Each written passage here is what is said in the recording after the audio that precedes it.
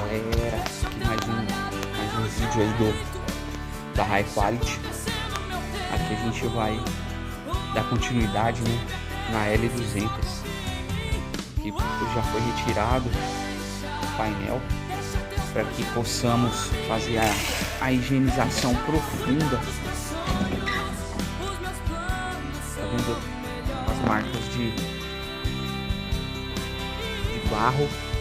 Então aqui faremos a higienização profunda dessas regiões aqui, ó. Aquela qualidade na entrega pro cliente, né?